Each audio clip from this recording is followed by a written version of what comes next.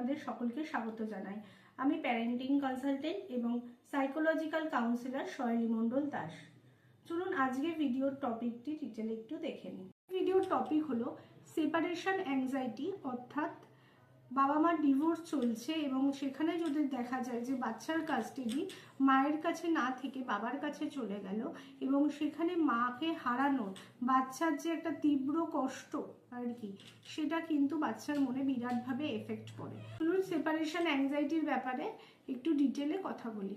বাবা মায়ের ডিভোর্সের পর বাচ্চা যখন বাবার কাছে থাকে এবং মাকে ছেড়ে থাকার কারণে সেপারেশন অ্যাংজাইটি হয়, এটা খুবই স্বাভাবিক ও সংবেদনশীল একটি বিষয়।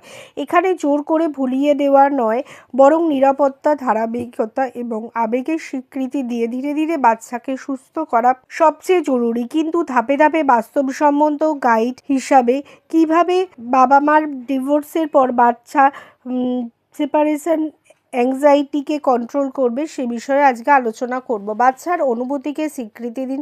সবচেয়ে গুরুত্বপূর্ণ, বাচ্চাকে বোঝান, এত কাঁদছো কেন? এখন তো বাবার কাছে আছো। এর বদলে বলুন, তুমি মাকে খুব মিস করছো। এটা একদম স্বাভাবিক। মা তোমাকে ভালোবাসে, তুমি নিরাপদ। এতে বাচ্চার ভয় কমে। সে বোঝে সে একা নয়, সে বাবা মা দুজনের সাথেই আছে।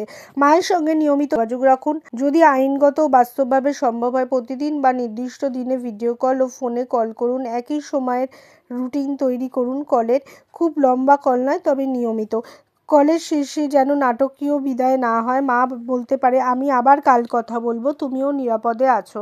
মায়ের স্মৃতি বহন করার সুযোগ দিন। বাচ্চার কাছে থাকতে পারে মায়ের ছবি, মায়ের দেয়া খেলনা, ওড়না, জামা, মায়ের গন্ধ আছে এমন কিছু। এতে বাচ্চা ইমোশনালি সিকিউর অনুভব করে। নতুন রুটিন তৈরি করুন। Father's home safe safe place. ডিভোর্সের পর বাচ্চার জীবনে সব কিছু ভেঙে যায়, তাই দরকার ঘুমের নির্দিষ্ট সময়, খাবারের সময়, পড়া বা খেলার সময়। রুটিন অ্যাংজাইটি কমায়। মায়ের বিরুদ্ধে নেতিবাচক কথা একদম বন্ধ করুন। তোমার মা আমাদের ছেড়ে চলে গেছে, মা আর তোমাকে চায় না, এই কথাগুলো একদমই বলবেন না। এগুলো বাচ্চার মনে ভয়, গিল্ট বা ট্রমা তৈরি করে। বরং বলুন, বড়দের মধ্যে সমস্যা হয়েছিল, কিন্তু বাবা মা দুজনেই তোমাকে ভালোবাসে। বাচ্চাকে কথা না বললেও অনুভূতি প্রকাশ করতে দিন। সব বাচ্চা কথা বলতে পারে না, তাই আঁকা, খেলনা দিয়ে অভিনয়, গল্প বলা, এগুলো দিয়ে বাচ্চা তার ভেতরের কষ্ট বের করে। যদি লক্ষণ বেশি হয় প্রফেশনালসের সাহায্য নিন। নিচের লক্ষণ থাকলে অবশ্যই চাইল্ড সাইকোলজিস্ট বা কাউন্সিলরের দরকার।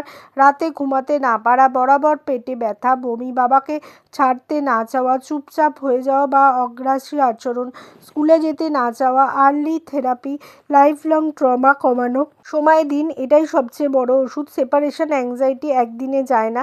ভালোবাসা, ধৈর্য, নিরাপত্তা, ধীরে ধীরে সুস্থতা, শেষ কথা। এই অবস্থায় কঠিন নয়, সে ভাঙা হৃদয়ের মধ্যে দিয়ে যাচ্ছে।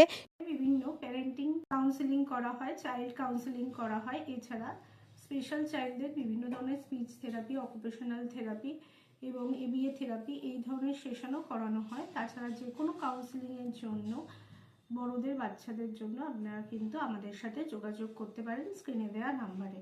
আমরা কিন্তু অতি সহজ পদ্ধতিতে আপনাদের সমস্যার সমাধান করে দিতে পারবো। নমস্কার।